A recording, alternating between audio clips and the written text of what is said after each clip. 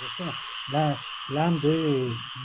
l'une des idées, parmi les idées les plus intéressantes et à mon avis révolutionnaires à la fois de la pratique et de l'enseignement théorique, de la réflexion théorique de Gilles. Là, il y a cette idée que le jardinier ne doit plus comment dire, agir comme un souverain, mais comme un maître d'orchestre, en fait, donc accompagner les mouvements du brassage des plantes, mouvements qui sont, ça c'est les deuxièmes éléments, qui sont d'ordre planétaire, en fait.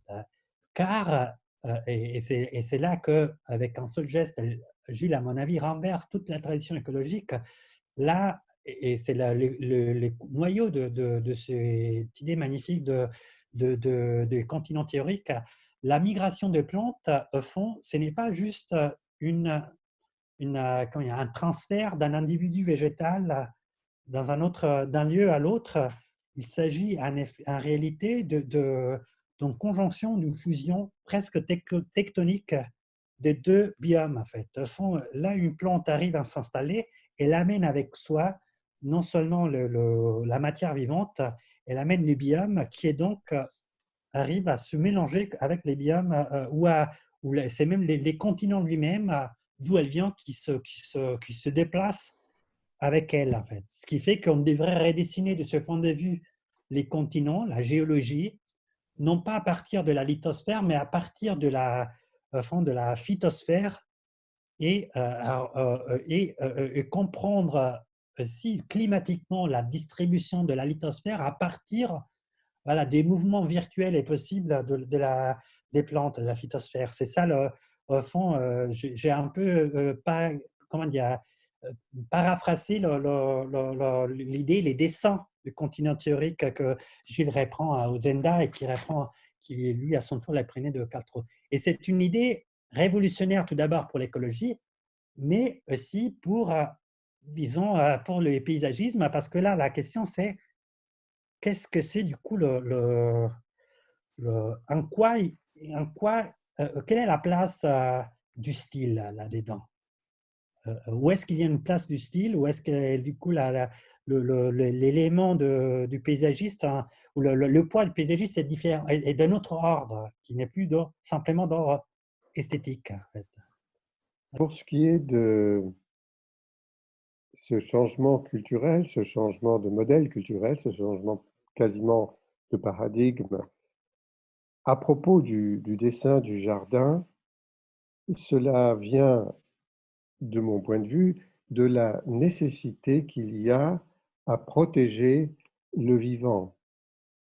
Et donc, c'est ce que j'appelle la préséance du vivant, c'est-à-dire que dans la composition de ce qui va finir par être quand même quelque chose d'esthétique, il y a d'abord le souci qu'il y ait le maximum d'êtres capables de vivre en ce lieu sous le climat et le sol déterminé et le sol que nous avons là. Dans, dans- dans chaque endroit, évidemment, c'est différent. Quand on fait quelque chose comme ça, évidemment, on ne commence pas à faire le dessin du jardin sur une table à dessin ou un écran d'ordinateur. On fait le jardin à partir du terrain. Et à ce moment-là, le rôle du jardinier devient celui du concepteur.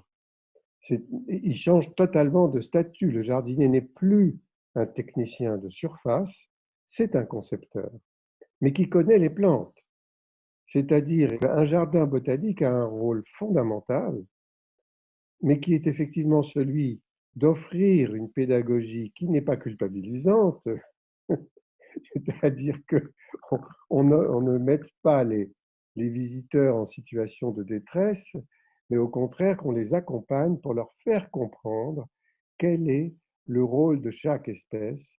Il n'y a pas que le nom de l'espèce, il n'y a pas que sa classification, il y a son rôle dans l'écosystème et son rôle dans un écosystème parfois élargi qui finit par nous toucher à nous-mêmes. C'est-à-dire que si on observe une plante, on peut se dire ou essayer de comprendre quels sont les insectes qui sont associés à cette plante, et il y a notamment beaucoup de papillons associés par les larves, par les chenilles, mais plein d'autres espèces, bien sûr, mais aussi des oiseaux qui vont venir manger ces larves et aussi d'autres, des rongeurs peut-être, mais des micro-organismes également. On rentre immédiatement dans un écosystème à partir du moment où on ne met pas la plante en situation isolée, qui est celle de l'herbier. Non, une plante, elle n'est pas sèche et morte dans un herbier. Elle est vivante et elle a avec lui tout un système. Dès lors, on devient, si on accepte l'idée que ce que l'on met au cœur du jardin n'est plus euh, un idéal esthétisant, une œuvre d'art ou quelque chose qui historiquement a toujours exprimé le meilleur et le plus précieux. Dans les jardins hispano-mauresques, c'est l'eau. Les jardins persans aussi, parce qu'ils vivent dans des climats où il n'y a pas d'eau. Et donc, c'est le plus précieux, c'est un trésor. Qu'est-ce que nous mettons comme trésor au milieu de notre jardin aujourd'hui? Est-ce que c'est la perspective? C'est une idée de la prise du pouvoir, à mon avis, plutôt qu'autre chose, c'est-à-dire une construction de l'espace qui nous donne l'illusion d'aller voir jusqu'à l'horizon et même au-delà, ou est-ce que c'est, excusez-moi, voilà, ou est-ce que c'est quelque chose que nous estimons comme extrêmement précieux parce que nous en dépendons, c'est-à-dire la diversité. Si c'est le cas, alors le dessin du jardin doit en tenir compte à partir de ce que l'on a relevé sur le terrain, de ce qu'on a pu voir sur le terrain. Bien sûr, si on part d'une page blanche, c'est-à-dire d'un terrain nu, où il n'y a rien, on a enlevé, on est sur un toit, du béton, je ne sais pas trop quoi, forcément là, on est obligé de faire des apports et d'essayer de trouver ce qui est le plus cohérent dans l'acceptation climatique. Ces plantes sont toutes inféodées à, Emmanuel a parlé des biomes, c'est-à-dire des ensembles de compatibilité de vie. Elles peuvent vivre dans une certaine zone climatique. Il faut choisir les espèces qui peuvent vivre là. Et aujourd'hui, on est un peu troublé par ça, parce que justement, les zones climatiques changent, c'est-à-dire que les limites, les frontières n'existent pas, mais les limites des biomes sont en train de changer de disposition sur la planète et le continent théorique, il faudrait le redessiner un peu différemment. Bientôt, il faudra le redessiner. Mais nous pourrons certainement toujours trouver des espèces qui acceptent de vivre là. Enfin, j'espère, hein, parce qu'il faut que les conditions biotiques soient forcément présentes. Alors voilà, tous les jardins botaniques ont un rôle extrêmement important.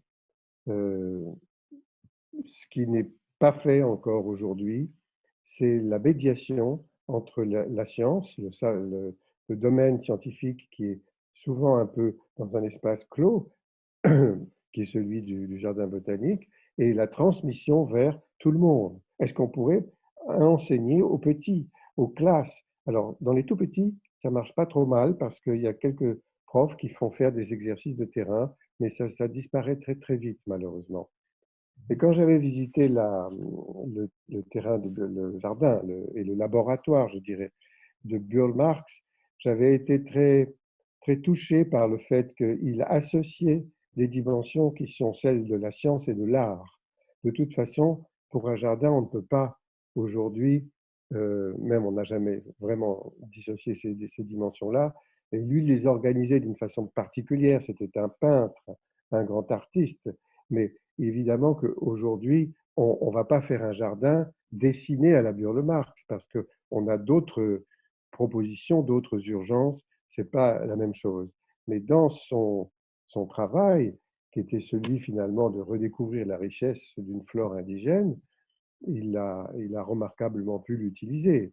Après, le travail qu'il a fait d'un point de vue de la résolution esthétique, j'appelle ça comme ça, chacun peut le discuter. Mais la possibilité pour les plantes de vivre en ces lieux, elle existait.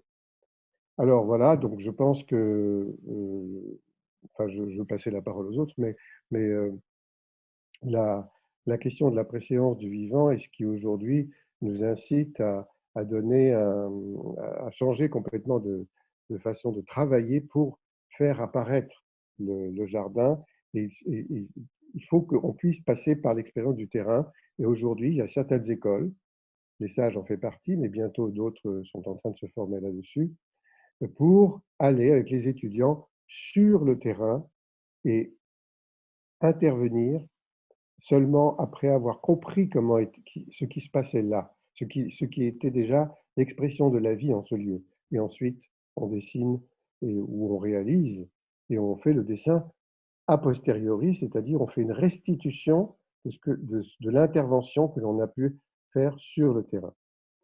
Comment tu relis cette question de la pédagogie des jardins botaniques, ou en tout cas du jardin au sein des villes, notamment de l'interaction entre le jardin et les parcs et la ville? Alors, merci.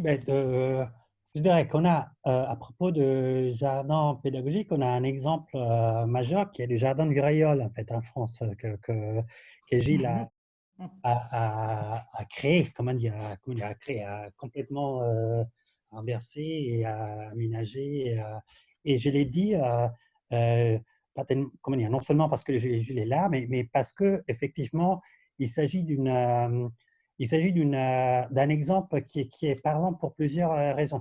Tout d'abord parce que euh, c'est un, c'est un exemple d'équilibre rare entre est-ce qu'il y avait des données, est-ce qu'on a pu intégrer à travers des voyages en accueillant aussi les arrivées au fur et à mesure que les plantes arrivaient. C'est d'ailleurs, on en a parlé souvent avec Gilles, là, c'est le seul exemple où Gilles a pu exercer son métier au fil des années, parce qu'il y a un problème majeur dont il faudra un jour véritablement parler, qui est l'effet que, et qui touche immédiatement à ta question, Vincent, et qui est l'effet que, pour des raisons d'ordre et Gilles saura en parler mieux que moi, mais pour des raisons qui touchent à des questions relativement mesquines de corporation de métier, en fait, on considère que on assimile l'intervention d'un architecte du paysage, d'un jardinier à celui d'un architecte, c'est-à-dire au fond au façonnage de pierres. Or, le travail qui se fait avec les pierres présuppose un certain temps d'élaboration et une fois que la chose prenne la forme que l'architecte voulait donner à cet ensemble minéral, tout se termine en fait et la gestion de l'objet revient aux propriétaires, aux habitants, etc. Ce ne peut pas être le cas pour la gestion du jardin, qui est un ensemble vivant, qui est un objet, une œuvre d'art vivante et qui donc requiert la présence du jardinier ou du concepteur tout au long de sa vie. Mais il y a un blocage institutionnel, un blocage corporatif, un blocage conceptuel qui empêche au fond, de reconnaître, c'est ce que Jules disait, de reconnaître que cet objet, c'est un objet vivant qui doit être accompagné tout au long de sa vie et dont l'acte de création ne se termine pas avec l'ouverture du parc ou avec l'ouverture du jardin. Au contraire, ça commence là, c'est le véritable début de l'acte architectural ou plus proprement horticultural en fait. Donc, il y a un problème de ce... Et voilà, les domaines de Rayol, les jardins de Rayol, a permis de comprendre à quel point un jardin s'y est accompagné tout au long de sa vie par celui qui l'a imaginé est infiniment plus intéressant que les jardins qui est abandonné par son concepteur au moment où les soins, les traitements, pas les traitements, mais l'accompagnement devrait commencer. Donc, il y a un problème de ce type-là, c'est-à-dire c'est important d'envisager ces espaces à l'intérieur de la ville parce que ça nous permettrait aussi de changer même la relation qu'il y a entre architecture et espace urbain. C'est-à-dire, au fond, on devrait commencer à comprendre que la ville ressemble beaucoup plus à un jardin qu'à un ensemble d'objets minéraux qu'on peut abandonner une fois qu'ils sont bâtis. Non, la ville étant surtout un espace de rassemblement du vivant, il faut que quelqu'un soit là pour suivre ces vivants, accompagner, les croiser, etc.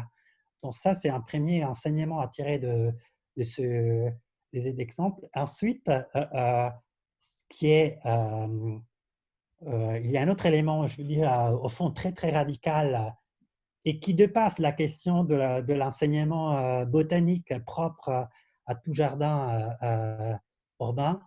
Il y a un élément de ce type-là. Au fond, il y a quand même un déséquilibre monstrueux entre les soins qu'on pose pour l'éducation zoologique et les soins qu'on pose pour l'éducation botanique, en fait.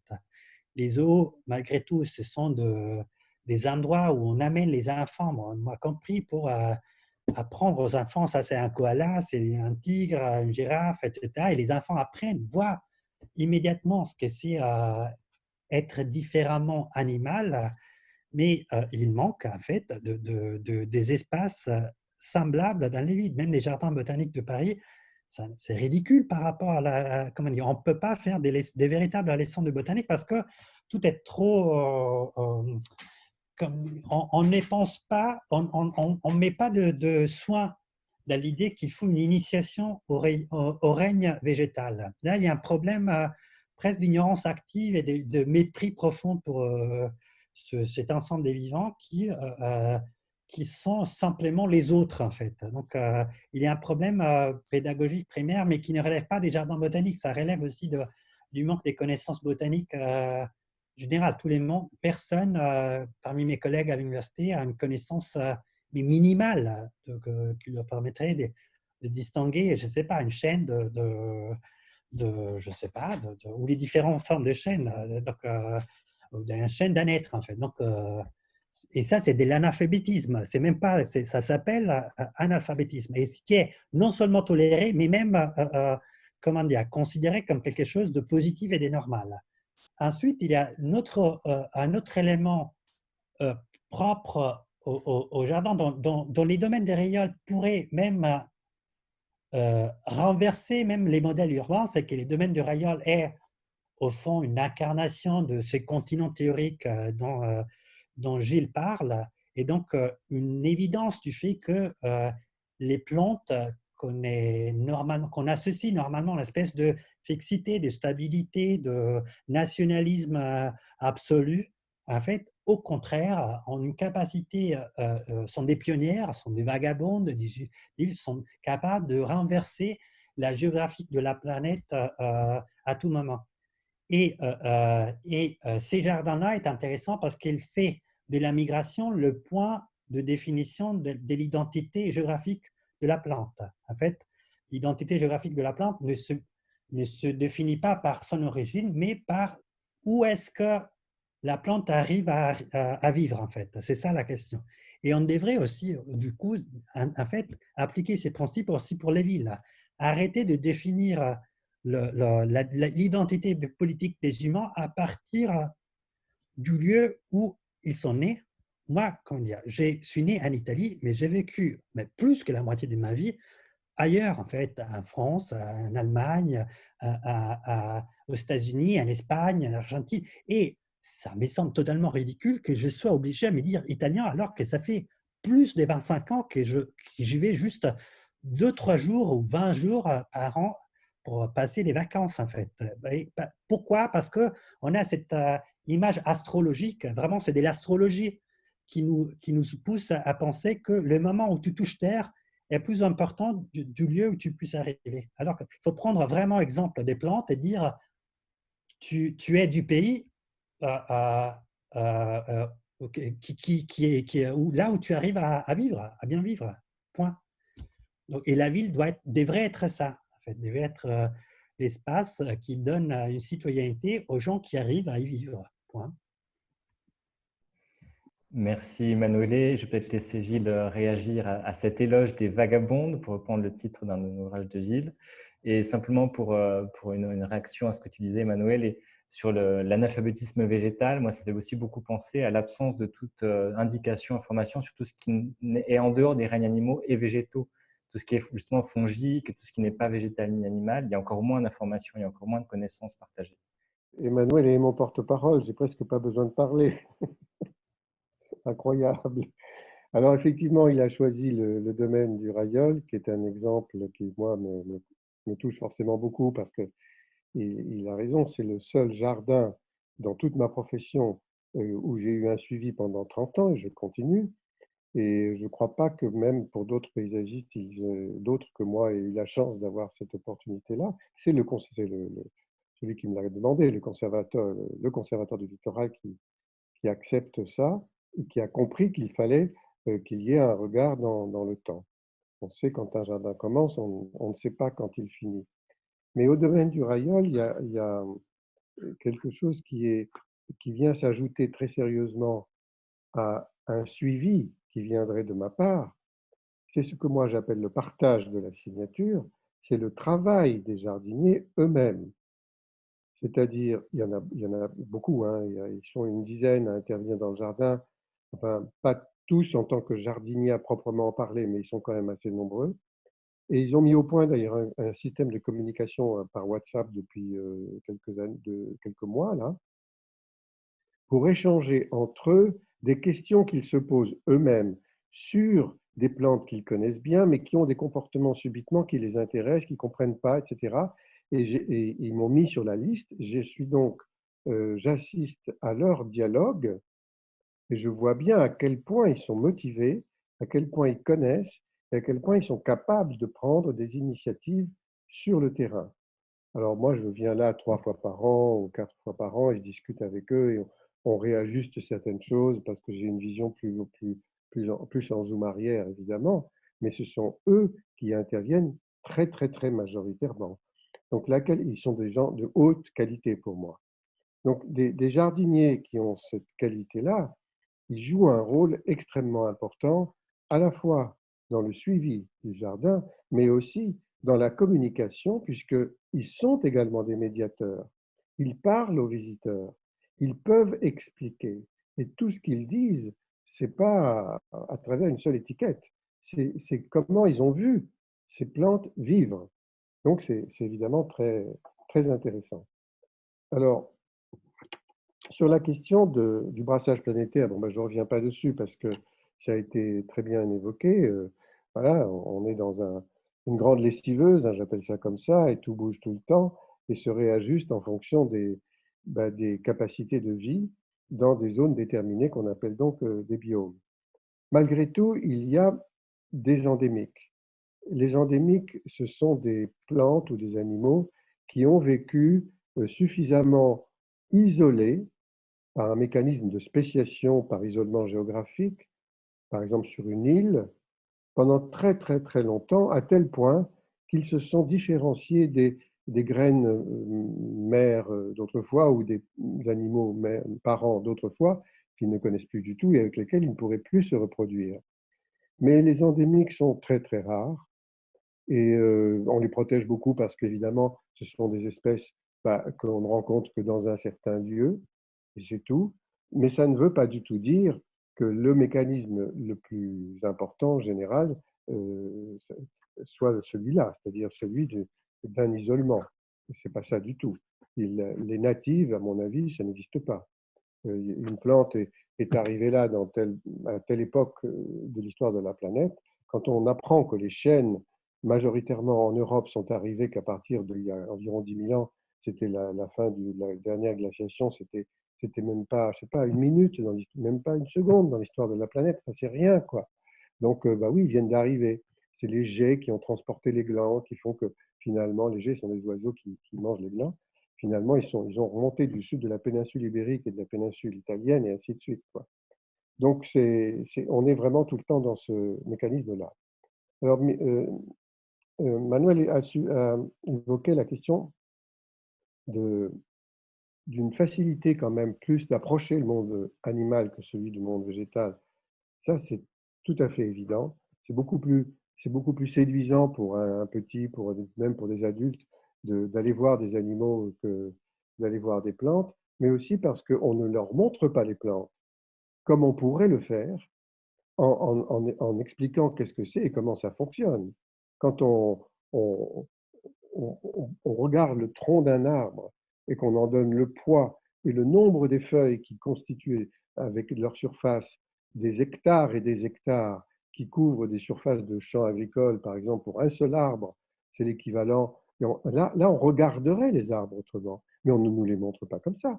On ne nous dit pas qu'ils sont en conversation les uns avec les autres, qu'ils communiquent par les rhizosphères, par les champignons, par tout ce qui se passe au niveau du sol. On pourrait nous en parler comme ça. Pas du tout.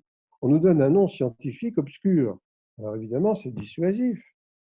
Et en plus de ça, ils changent, parce qu'il y a des nomenclateurs qui s'amusent à changer les noms, c'est très agaçant, pour des raisons bon, qui sont quelquefois justifiées, parce qu'avec le cladisme, on n'est plus dans on passe plutôt par l'ADN, enfin par une façon de revisiter le génome plutôt que de regarder le phénotype, ce qui est très discutable.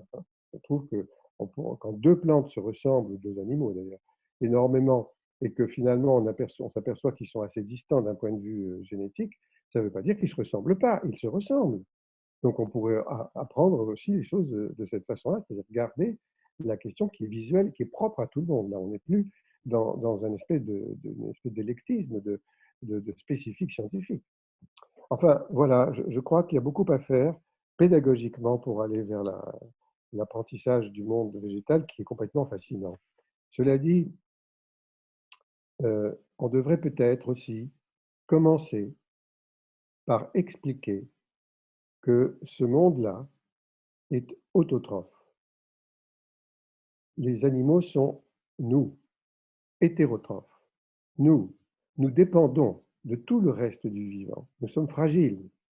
Eux, ces plantes qui fabriquent leur nourriture à partir de l'énergie du soleil, c'est ça la photosynthèse, c'est la couleur verte. Mais on devrait d'abord s'extasier, bien sûr, mais aussi comprendre qu'on doit respecter ça parce que nous en dépendons. Parce que nous sommes des prédateurs et nous devons aller chercher ça pour nous nourrir. Les plantes, elles n'ont pas besoin de ça. Un peu d'eau, beaucoup de lumière et un tout petit peu de sels minéraux, point. Bon, ben voilà, elles sont plus fortes que nous. Dès lors, on renverserait peut-être la lecture que l'on a sur le vivant.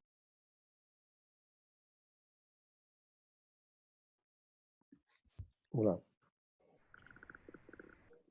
Moi, je voulais juste rebondir un instant, le temps est en train de terminer, mais si je peux en fait, sur la question du rapport entre phénotype et génotype et en général sur la question généalogique ou de la classification de plantes, en fait. Parce que là, je pense que Gilles a touché un point fondamental, c'est-à-dire au fond, parce que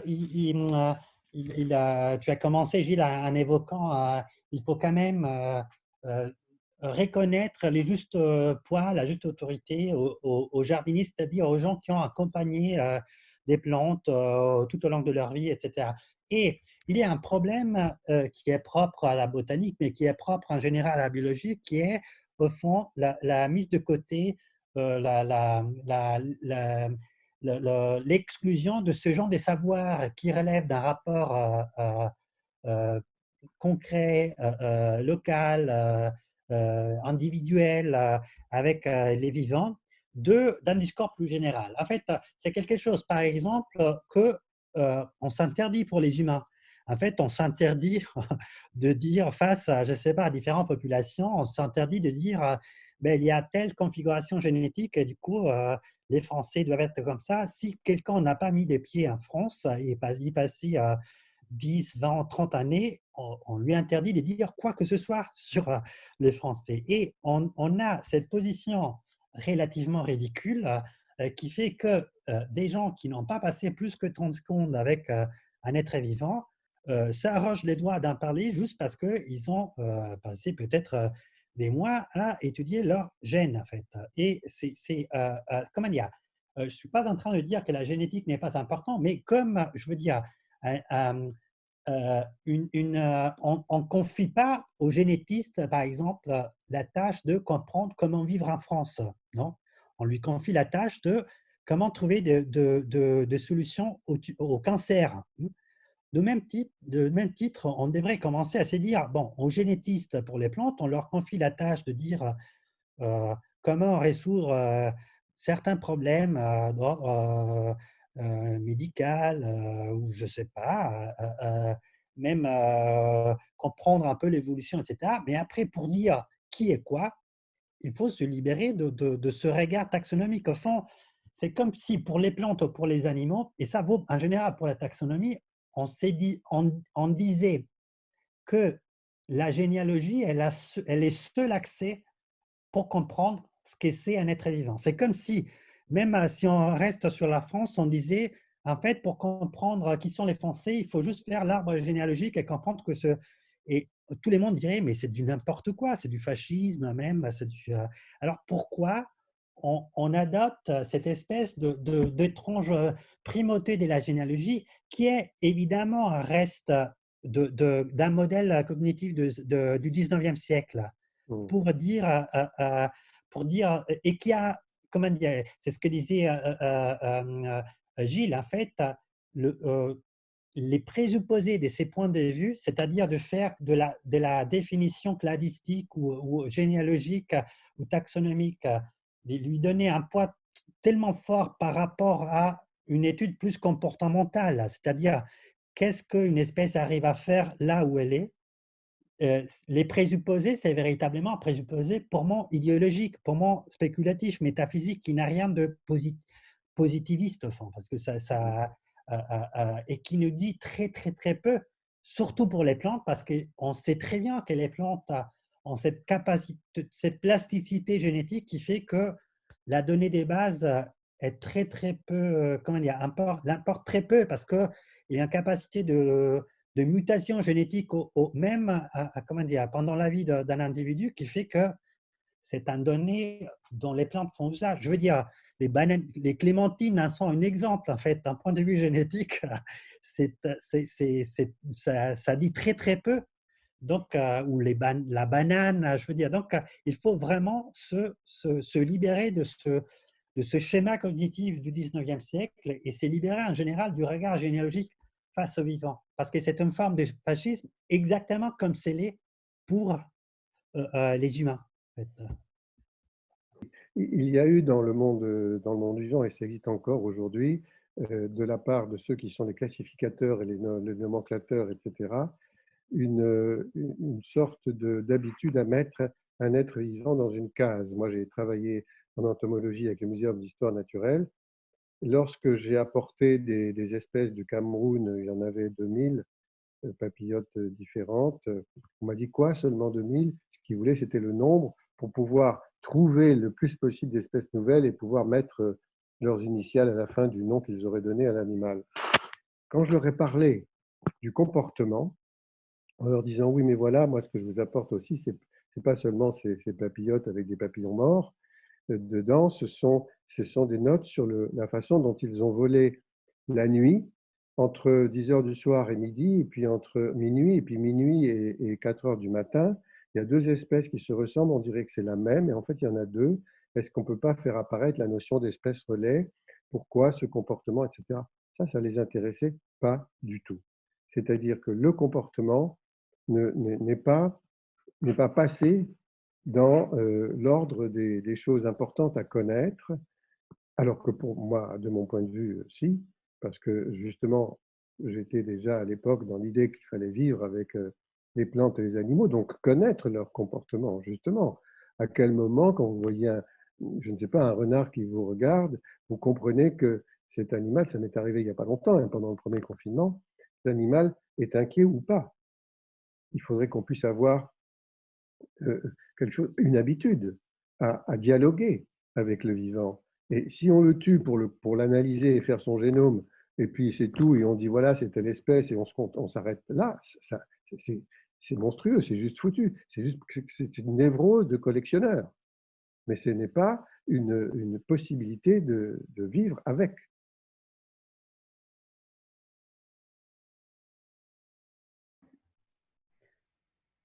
Oui, mais c'est de ce point de vue, pardonnez-moi, je prolonge, c'est de ce point de vue que la figure au fond du jardinier, du paysagiste devient, on devrait le reconnaître une place centrale parce que effectivement, ce sont des bergers du végétal, au fond, ce sont les personnes qui accompagnent la vie des plantes en fait. Et du coup, les seuls qui peuvent avoir comment dire, cet ensemble des connaissances qui relèvent du comportement végétal et pas de leur simple idéal type génétique et qui peuvent aussi anticiper finalement des réactions possibles de tel individu sous telles conditions, etc. Donc, de ces points de vue, et la biologie en général, mais aussi l'écologie, par exemple, devrait plutôt s'assimiler, se rabattre sur les modèles du jardinier, en fait. C'est-à-dire, non pas parce que parfois l'écologie est séduite par une espèce de posture un peu nomothète, législative, de dire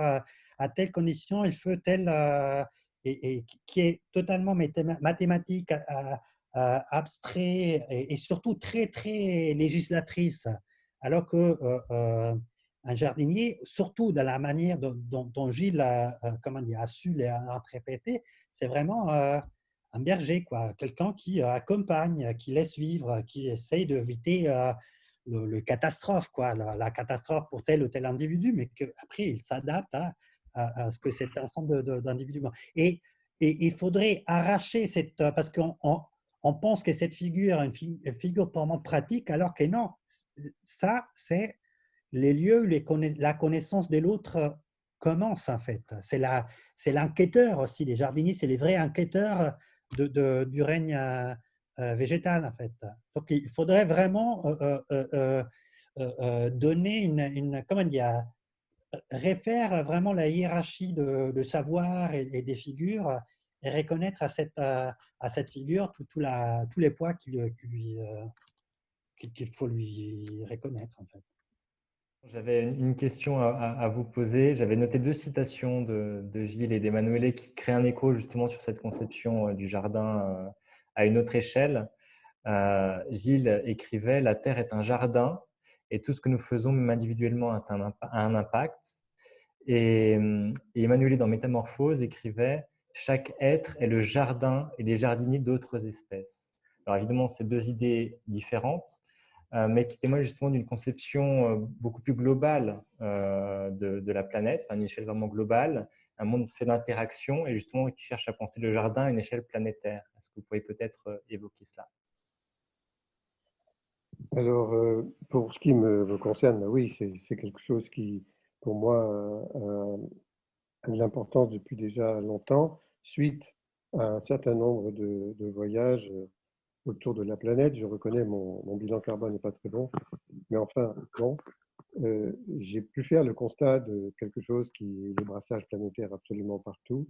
Alors, depuis longtemps ou depuis pas très longtemps, peu importe, mais c'est une mécanique qui existe exactement comme au cœur, au centre du petit jardin qui est l'enclos dans lequel tout le monde apporte des plantes qui viennent d'ailleurs. Les pommes de terre et les tomates, ça ne vient pas de chez nous, on les mange dans tous nos potagers, il y en a, bon voilà. Et donc ça, c'est un des points communs avec le jardin, petit enclos domestique. La couverture anthropique, c'est quelque chose qui est également, c'est-à-dire la présence humaine. Hein. On voit les hommes sont partout et ils le sont encore plus avec les analyses qu'ils peuvent faire grâce aux outils comme des drones ou d'autres choses, même là où ils ne mettent pas les pieds. Un jardinier, il va partout dans son jardin, enfin il connaît son jardin, même les endroits où il ne met pas les pieds, il sait à peu près comment ça se passe. Puis la définition du mot. Le mot jardin veut dire enclos, et clos et paradis. Enfin ça, bon, on peut discuter le paradis, mais l'enclos, c'est une réalité dans le sens où il a été créé comme ça pour justement protéger le meilleur, le vivant, les plantes qu'on apportait, etc., de la prédation. Donc, il y a un enclos. Et la planète est protégée, pas protégée, mais dans un enclos, c'est l'enclos du vivant, c'est-à-dire les limites de la biosphère. Donc oui, moi je vois les choses de cette façon-là, ce qui fait que je ne comprends pas pourquoi on a mis des frontières. Parce que d'un point de vue biologique, et nous sommes des êtres vivants, voilà, biologiques, donc on s'est compliqué énormément, énormément la vie. Pour nous obliger à passer d'une région à l'autre, je ne sais pas, d'un endroit, quel que soit à l'autre de la planète, il faut un passeport, des cartes d'identité, des droits, des autorisations, des je ne sais pas quoi, et quelquefois on est chassé, on n'a pas le droit. Enfin, bon, c'est monstrueux et c'est faux, ça ne correspond à rien. Nous, humains, avec notre amplitude biologique qui est supérieure à celle de bien des animaux et bien des plantes, nous pouvons aller à peu près dans toutes les zones climatiques et on nous embête avec ça. Donc ça c'est quelque chose que je comprends de moins en moins. Voilà, mon jardin à moi. Et moi, je suis totalement d'accord et évidemment, je partage entièrement le, le, l'idée de Gilles, d'autant plus que si c'est absurde poser des frontières, c'est encore plus absurde de les poser aux êtres vivants. En fond, c'est une forme d'étrange comment dire, totémisme inversé. On demande aux plantes et aux animaux de se comporter un bon citoyen de l'Empire, je ne sais pas, britannique ou je ne sais pas quoi, du siècle passé. Donc, c'est ridicule cette distinction entre… Et même historiquement, la chose a commencé lorsqu'un botanique du 19e siècle a appliqué aux plantes les catégories du commandement britannique. Donc, effectivement, c'est un faux pas théorique que l'écologie devrait abandonner tout de suite. Ah oui. Et, et qui est un non-sens parce que moi je fais souvent l'exemple les spaghettis à la bolognaise et que considère le repas italien par excellence sont faits avec du blé qui vient du Moyen-Orient et avec de la tomate qui vient des Amériques en fait. Donc ça n'a vraiment rien d'autochtone et de local. C'est un brassage planétaire. Oui, La oui, pomme oui. vient du Kazakhstan. Donc, à chaque fois qu'on mange une pomme, on devrait goûter les goûts, les saveurs du Kazakhstan et pas de la France ou je sais pas, de l'Italie. Donc, les êtres se mélangent parce que aussi, il faut pas oublier, la génétique, en fait, c'est quelque chose qu'on a inventé pour permettre aux êtres de se mélanger. On oublie que notre ADN n'est pas ce qui nous empêche de mélanger. Notre ADN est le chaos provoqué par le mélange d'un nombre infini même d'humains et de non-humains. Parce que même mon ADN est la réunion de deux ADN qui étaient mes parents. Mes parents étaient la réunion de quatre individus. Donc, moi, ce qu'on appelle identité, c'est vraiment un bricolage d'un ensemble du monde plus vaste que la France elle-même et aussi de non-humains, parce qu'il y a du tout dans mon ADN. Il y a des virus, des bactéries, de singes, etc. Donc, la génétique est les grands brassages, ce qui permet à la vie de se brasser et de s'ouvrir à d'autres espèces parce qu'on partage tous cette même machinerie. Et pour revenir par contre, donc il n'y a pas de frontière même à l'intérieur de nos cellules, il y a au contraire une espèce d'abîme dans lesquels chaque vivant s'ouvre à un ensemble infini d'autres vivants. Et on est tous un peu biodivers, en fait, comment dire, génétiquement et même morphologiquement, au fond, on partage chaque organe de notre corps avec un ensemble infini d'espèces, les nez, les yeux, la bouche, les oreilles. Donc, notre corps nous donne accès à une expérience qui est immédiatement multispécifique. Nous sommes immédiatement un zoo ou un jardin botanique qui se déplace un peu. Et du coup, on n'a pas besoin même pas d'être face à un singe pour faire l'expérience de la biodiversité. On est biodivers. Donc ça, il faut l'admettre. La vie, elle est l'opposé de la frontière d'un côté. Et pour ce qui concerne la question du jardin, oui, au fond, ce qui m'a semblé au fond, le passage que tu as évoqué, c'est un peu la radicalisation de ce que Gilles a pensé pour les rapports homme-plante. En fait, ce rapport voilà, de compagnonnage attentif d'une espèce à l'autre est en effet la chose la plus universelle du monde, en fait, qu'on dit. C'est ce rapport qui fait qu'une espèce jardine l'autre et à l'inverse, parce que tout jardinier sait aussi que les espèces qui jardinent le jardin, en fait, d'une certaine manière, d'un point de vue alimentaire, mais d'un point de vue même psychique, etc., c'est les rapports par lesquels on devrait lire toute relation interspécifique, en fait. Chaque espèce, on les voit même dans les rapports entre, je ne sais pas, abeilles et plantes à fleurs, où on ne peut pas dire qui jardine l'autre, en fait, parce que c'est une étrange alliance, en fait, ou un étrange rapport. Mais le même rapport entre…